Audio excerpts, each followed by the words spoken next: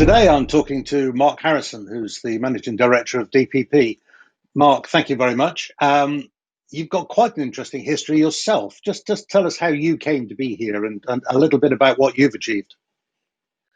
Well, yeah, I guess so. Yeah, I began as an academic, actually, as a historian, but then became a TV producer and director as a freelancer for many years, mostly in the independent sector. And I finally ended up at the BBC in 2002 to run the arts department there, and then to run multi-platform for them. And during that time, people spotted that. I just really liked innovation. I really liked trying to find out ways to make the budget go further.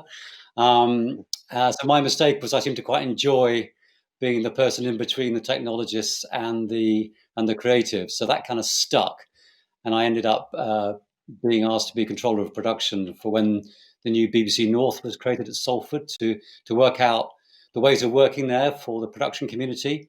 And actually, it was during that time that I also got involved in what was initially just an informal get together that was to turn into the DPP.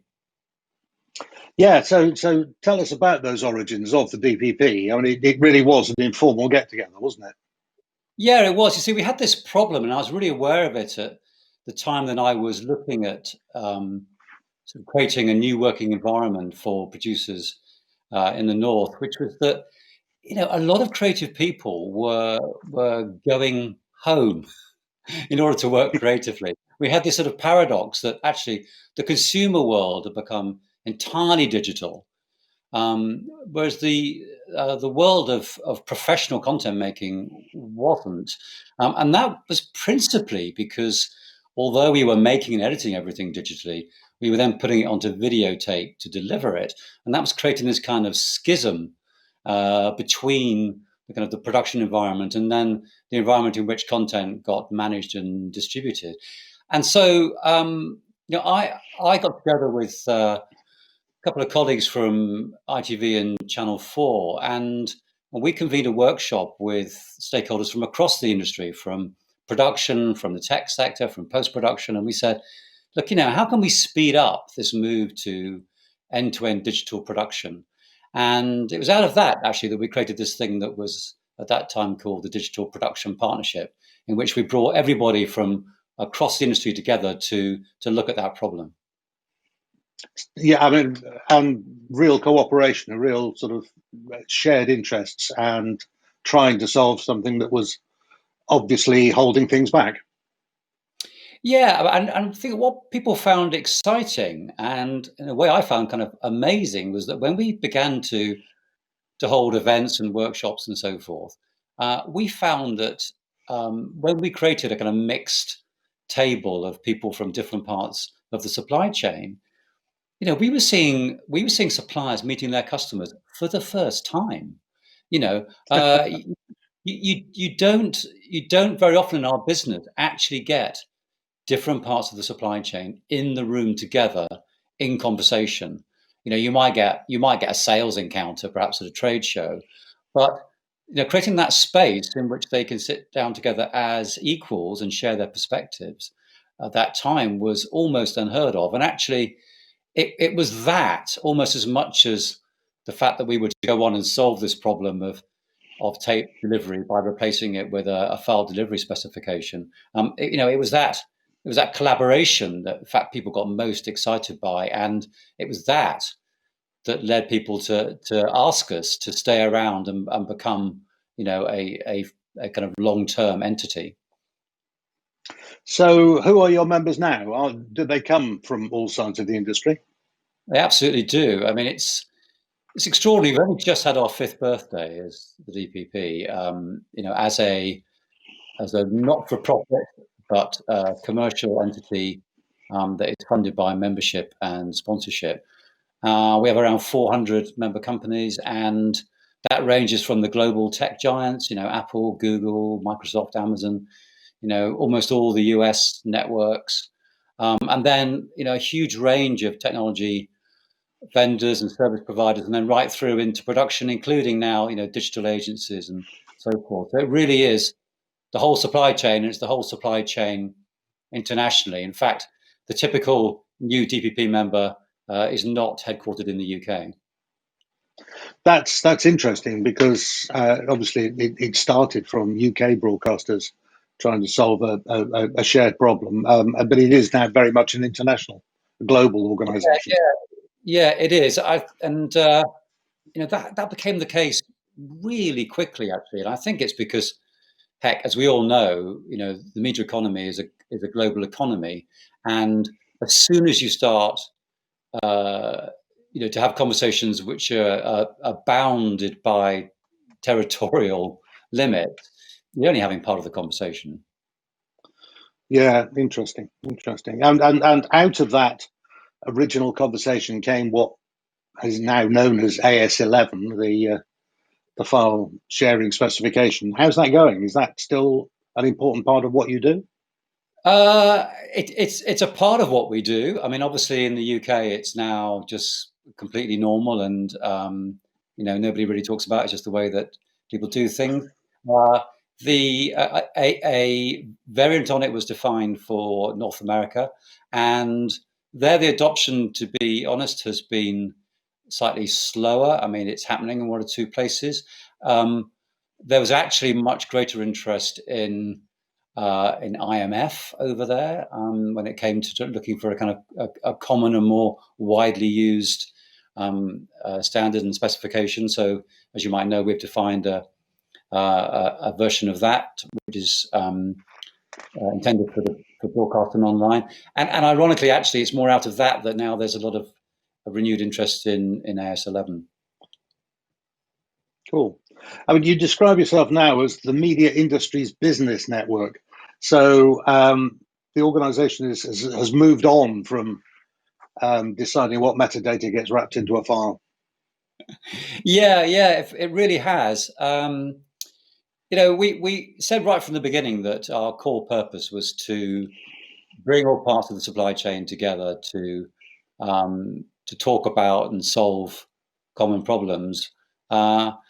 And that's still the case. And sometimes those, require technical solutions. Sometimes, there are other kinds of interventions. But, what was happening when we were bringing people together was that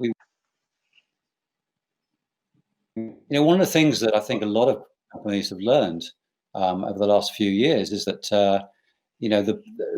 the best way to form a relationship with a customer or supplier is to get to understand each other and get to understand each other's common interests.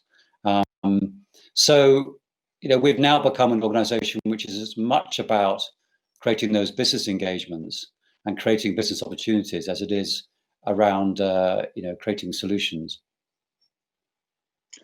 Cool. So what other sorts of areas are you working in? Well, there's a huge range at the moment, but as you can imagine, the great thing about DPP is that because we're not tied to any particular activity like standards definition or whatever, and because we're not a trade association, we always say we follow the video. It's like whatever is going on with media production and feels important is where we need to be. So recently we've been looking in depth at cloud-led supply chains. The redefinition of supply chains and how they're managed has become incredibly important. I mean, arguably, the key competitive advantage now in the industry for content providers. We are doing some great work around the delivery of content for video on demand, because we found that actually the industry was kind of self-harming in that process, and that really needs tidying up, which actually does bring us back, of course, to metadata. We have an enormous project which we're just beginning called Design for Tomorrow, which is all about helping companies to understand, as they build back from the coronavirus pandemic, how they should structure and organize themselves to make sure that they are more resilient and more responsive if another global crisis like this hits in the future. Yeah, you've mentioned the C word. Obviously, remote production like we're chatting now, has become very much more important. How can we boost that? How can we make it simpler to set up and simpler to run? Well, I mean, I think it depends a lot about whether you're talking about, the way that teams work together, in which case I think, we've already discovered that actually that's quite easy. I think most parts of the industry were actually amazed at how easily and quickly they were able to adapt, and just function online. When it comes to like your actual core business, depending on where you are in the supply chain, and it might be your product development and delivery, software as a service, or if you're a content provider or a content platform, how you actually manage and distribute your content. Obviously, that's a lot more complicated, but it does invite some kind of fundamental ways of rethinking now, which really comes down to, if we can't get into our buildings and if we can't get access to all our people, how can we be sure that our business will keep running? Like, how will it run itself? And if it needs to be able to run itself for quite a while, then you are looking at automation. You're almost certainly therefore looking at artificial intelligence. You are going to be looking at virtualization. You are going to be looking at the cloud, and probably multi-cloud, because you will be thinking about your resilience as well. So you are immediately taken into considering a lot of the kind of fully digital supply chain factors that, frankly, we were all discussing 6 months ago. It's just that we're now discussing them with an air of jeopardy, because they'll become crucial for our survival for many companies. Yeah, and it's interesting. You mentioned artificial intelligence there. I mean, we've had automation. Well, we've had it for 30 or 40 years, Indeed. but it's always been quite manually managed automation. How do we take that next step so that the machines can take over? What does machine learning mean for our industry? Well, yeah, I think one thing that I found really helpful was, a couple of years ago we did a session on AI, and we actually, in order to get through the session, we knew we had to not spend the whole afternoon debating what AI was, and so we brought in an AI expert, and this highly informed expert basically said, get over yourselves. It's just automation at different levels of complexity and sophistication, right? It's You can call it all automation or you can call it all AI. I don't really care. The point is, where do you need automation and in what form do you need it? And I think we're all very aware that there are some forms of, whether you call it automation or AI, that are not quite there yet, in enabling us to take people entirely out of some of our systems. But there's a huge amount of it that's a long way there yet, and certainly sufficient for us to begin to operate by exception.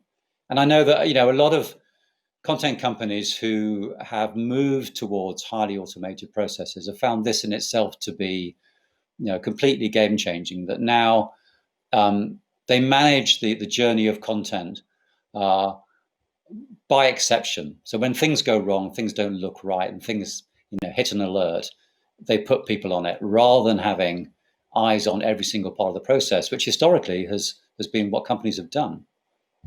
Yeah, yeah. People talk about AI all the way across the media, including at the creative end. Yeah. Your former employers at the BBC did some experiments in comedy panel shows with no director. I mean, do you really see sophisticated automation coming into the creative end of the business?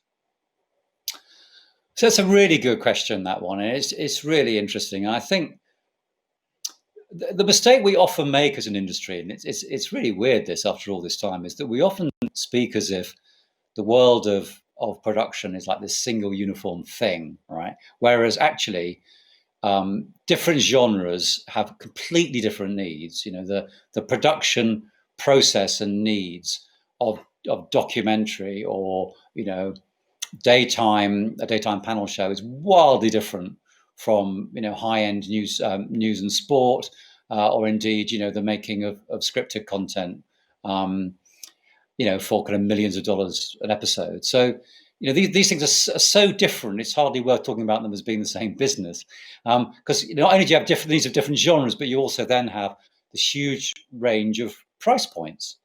And I think it will be the case for a long time yet that to put this really, really crudely, it's like the higher end something is, the more human engagement you're going to have. It's going to be more crafted, and what we're going to be looking for is, to get automated creative tools to become sufficiently cheap, to operate at a sufficiently low price point that we can begin to apply them to lower cost content.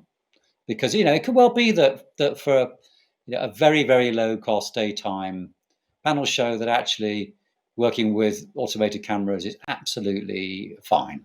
But if you're doing a panel show with major stars on a prime time show live, you're probably not going to use that technology. You're probably going to be using camera operators.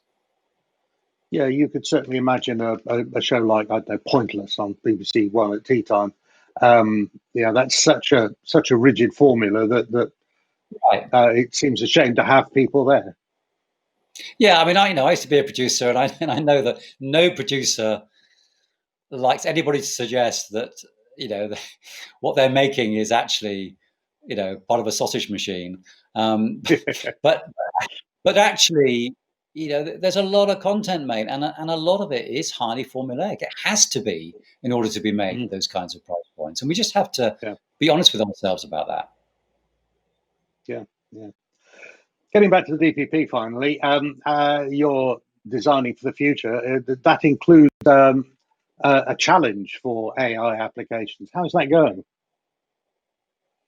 Well, we're just starting the work now, so we're going to find out as we get deep into it, just what it is that experts in the industry feel they can reasonably say to companies about exactly how AI or indeed other tools should be used. I mean, the exciting thing for us, and why I often say I've got kind of the best job in the industry, is that our modus operandi is to bring experts into the room and then find out where the consensus lies, because again, you don't get many opportunities to do that. And we often say about the DPP that we're just here to amplify the brilliance of others. So in the course of this work, I like to think that actually we will be helping people much cleverer than us themselves to kind of clarify exactly where we are on this journey towards whether truly we can enable businesses to kind of run themselves even when we're not present. So come back to me in 6 months' time and we'll see how we did. We will certainly try to. Mark Harrison, thank you very much indeed. It's been a real pleasure. Thank you.